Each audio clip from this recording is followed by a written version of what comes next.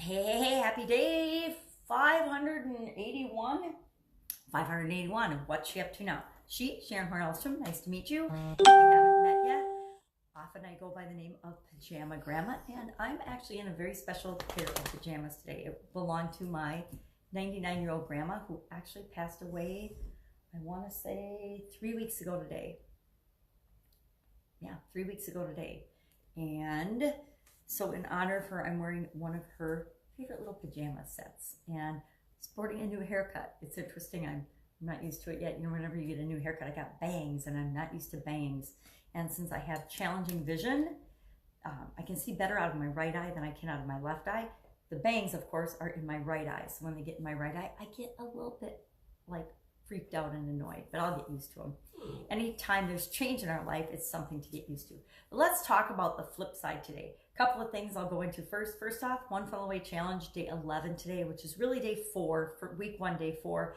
But they do a preliminary week, a week about belief and mindset. And they use that week to filter people out that are going to not do the challenge anyway. Because if you can't get over the mindset thing, if you can't get over the belief that it's possible for you and that you can do it and other people have done it, and if they have done it, then you can do it too, then that kind of weeds people out. If you're stuck in the belief and the mindset thing, which is the biggest hurdle that any of us have that stops us from doing anything that we want, it's going to filter you out. It reminds me of college when, you know, the first couple of years of college are all about...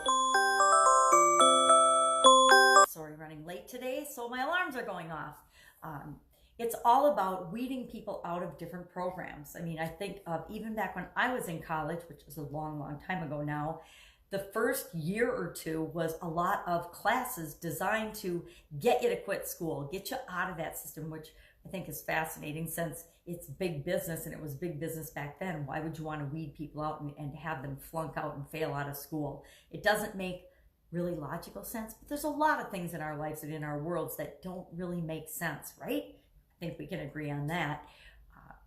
There's a lot of things we just don't understand why and how they work the way that they do. And maybe it's that they can have a new crop every year. Like my dad used to say, hey, there's a new crop every year of students and things, but it doesn't seem like very smart customer service to me, but that's counterintuitive. So the One Funnel Away Challenge, today is day 4. I'm not sure what we're going to be doing because I'm purposefully not remembering what I've done the previous times I've gone through the challenge. I'm doing it brand new. Yesterday, we created our own offers for our entire funnel. So our lead magnet, our sales page, and then our upsell. And this might be foreign to you, but I've talked about these things enough that probably not. But we need to have a multiple faceted offer for each of those pages of our funnel or aspects of our funnel. So that's what we did yesterday.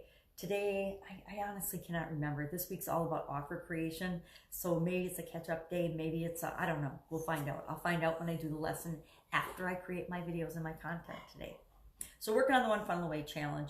And as part of that, I'm of course coming up with an offer and a product or service that I'll launch at the, I don't know if it'll be probably a week or so from now, and let you know what that is. So I'm doing that. Also still in the process of moving, fixing up the old house, getting haircuts, you know, living life, doing those kind of things. And today it was talking about the flip side of the coin and a different perspective, or the other side of the coin actually. And I use my handy dandy quarter with the traditional quarter on the front, the new version of the traditional quarters, since they've beefed those up. And then this one's actually West Virginia. And I only know because I looked it up with my magnifying glass for about half an hour trying to figure out what the heck it was. Quarters got really interesting for a few years and the kids collected them, which was fun. A lot of times I think we just took money and change and quarters for granted. You know, hey, here's a quarter. And they always look the same on the front and the back, so we never questioned what was on the other side. And how interesting is that? How often do we actually question what is on the other side of our beliefs, our thoughts, our judgments, our feelings? Not very often, right? And I guess the quarters reminded me of this because so often we just go through our day-to-day life and our day-to-day business thinking and doing the same things that we've habitually been doing without ever questioning why we're doing it. And my 4-year-old granddaughter is really good about that. She's in the why phase still. She's been going through it for about 2 years, and I love it because she's so curious and so inquisitive that she asks why all the time. And sometimes it's annoying when little kids go through that phase, But other times it's really fascinating because they ask why about things that we have long ago stopped asking why about. And if we asked ourselves, why are we doing this? Why are we thinking this? Why are we feeling this way? A lot of times we would realize how ridiculous our thoughts and feelings and beliefs are. Often I find if I ask myself, well, why did I think that? Why did I feel that? Why did I react that way? I find that I'm running old tapes and old programs in the background and on the subconscious level of myself that I didn't even realize I had, much less was I conscious of. So asking myself, well, why the heck did I overreact to that? Why did I snap at the ex-husband? Why did I get upset about something somebody said? Why did I this or that? It allows me the opportunity to actually check in with, do I really think that? Do I believe that? Yeah, I believed it 20 years ago, but I'm in a totally different place in my life now. I don't have to choose to continue to believe or think that way. And so it's just kind of refreshing to flip the coin over and look at the other side of the coin sometimes. Look at life and experiences from a different perspective and realize that sometimes our own perspective has changed, but we haven't changed some of the underlying thoughts and feelings and beliefs and ways of reacting that are just habitual. They're not really ways that we want to be. They're just ways that we haven't bothered looking at long enough to say, yeah, that's not even me. That's not even my belief. I don't know where it came from. Obviously, I adopted it over the experiences that I've had over a long period of time, but do I even really believe that? It's true of social issues, politics, religion, our thoughts and feelings about ourselves and what we are or are not capable of. So often we have adopted and fallen into the trap of believing what other people have told us. Our bosses, our family, our parents, our friends, our acquaintances, the people that we've hung out with. We have gotten our identity from those experiences and those people. And it might not even feel good to us, but we're still going through the motions of being the person that they've told us we are, when that's not even who we are. And anytime we want, we can just change that by tapping into and thinking about, well, who am I really? Who do I want to be? What do I believe? Because all of us are capable of changing and growing and developing and being whoever it is that we want to be. So today, take a coin out, look at both sides, not just one side, look at both sides, flip it over and look at both sides, just as a reminder to you to question yourself, question your motives, question why you're thinking, feeling, behaving, and doing things that you do. You know, I get up and I drink a cup of coffee every day. You know, every once in a while I should say, do I really want a cup of coffee today? Maybe I just want a giant glass of lemon water. Maybe I want a tea. Maybe I want a fruit juice. Maybe I want something totally different. But I've habitually, for probably the last 3 years, gotten up and automatically, you know, after I get a little cleaned up so I can make videos and, you know, brush my teeth and things, the first thing I do when I come upstairs is I make a cup of coffee. And I'm like, really? And I actually enjoy my cup of coffee in the morning, so maybe that's not a great example, but I can question, you know, maybe I do want a great big glass of water. Maybe I want something different. And it's okay to mix things up. And, you know, why do I have that habit? And I want to revalidate some of the things I'm doing every once in a while on a periodic basis. And we used to do audits in my corporate world. I was in charge of doing audits of different departments and processes and procedures and systems to ensure that we were delivering the quality of whatever we wanted to the customers, to each different department, because quality isn't just the quality of the end product, it's the quality of each of the systems and how you interact with each of the different departments in your organization. So I always did audits, and I started doing that in my life. Every once in a while, like right now, I'm doing an audit of my own health and my vitamins. I've done a lot with respect to my personal health, especially since, you know, my cardiac arrest in 2010. I've always been my own science experiment. So this week, since I'm not hanging out with my 4-year-old granddaughter, I decided I would go cold turkey on all of my vitamins and nutrients and supplements. Just stop taking all of them, because I've been playing with them for a long time. And, you know, I'd add and subtract and add and subtract, but I've never just stopped taking all of them. Once about 5 years ago, I did that and tried a different supplement, but I'm doing it now again, just for a week. And it's really interesting because I notice how hard it is for me to move. So there's obviously supplements that I take that help me a lot with respect to my mobility, my physical ability to move my joints. As we get older, we get worse arthritis, and some of us have had it since our youth. So it's interesting. Of course, I didn't stop taking my heart medicine. I need to do that.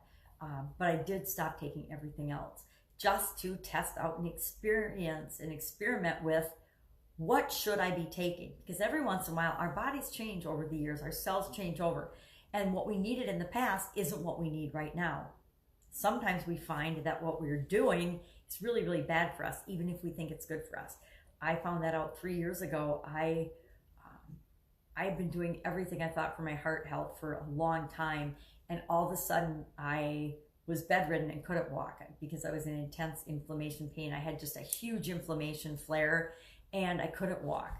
And it turns out it was because about 80% of the foods I was consuming are really, really bad for my blood type. Now, whether you believe in the blood type, diet type things or not, doesn't matter. I just know it really helped me and worked for me. Within 3 weeks, I was back out of bed and I was doing 90% of what I could do before, and I couldn't get out of bed. So that was the thing that worked for me to get my system back into some kind of equilibrium.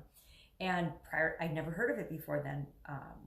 I just had never heard of it. And one of my friends is a nurse and nutritionist, and she's like, hey, I don't know if this will work for you, but try this. And it made sense, and it felt good to me, and it felt right. So I tried it. And like I said, in a week, I could get out of bed. In 3 weeks, I was, almost back to normal and doing my usual routine. And so every once in a while since then, I like to just go back and say, oh, time to clean everything out and see what's working for me and what's not working for me. And we need to do the same thing with our thoughts and our beliefs and our feelings, and just an audit on who are we becoming as a human being. Now, maybe you don't believe this, but I believe that it's important for us to be experiencing life as we are meant to and as best we can, because bottom line, we come here with nothing and we're leaving with nothing. I mean, none of us are getting out of this life alive. We're all here for a limited amount of time. None of us know how long that time is. So I think we want to do as much as we can and impact and positively impact as much as we can and as many people as we can while we're here. And that involves personal development, continuous improvement, being the best version of ourselves, a continually improving version of ourselves. This is my philosophy. And since it's what's she up to now, I guess that's what we're talking about. So in order to know, are we moving along in that direction, I like to do just self-audits every once in a while and find out, how do I think I'm doing? Same with goal setting. My father was very big on the importance of goal setting and writing your goals down and seeing if you're actually moving toward them or away from them. And once you have them, once you know what you want, it's really easy to make decisions in life. So many people struggle with the day-to-day decisions that we have to make that it's really interesting. But I think that there's a direct correlation between whether you've got goals and objectives and are moving towards something and you know what that is and you've clearly defined that for yourself, and your ability to easily make decisions or not. And I think that it's interesting, but if you can make quick decisions, it's because you've got that in mind, and you make all of your decisions based on, is this decision, is this choice moving me toward that or away from that? And if it's moving you toward it, it's really easy to make a decision because it's either for you or it's not for you. And so to me, it's important to have those goals and those objectives.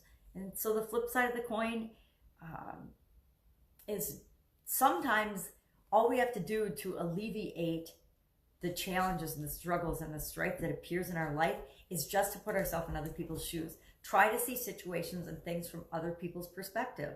And if we do that, a lot of the arguments, a lot of the challenges, a lot of the difficulties that we have within ourselves and with other people just go away and disappear. So try to see life and things from a broader perspective, a bigger picture, and see if that doesn't make things go more smoothly for you.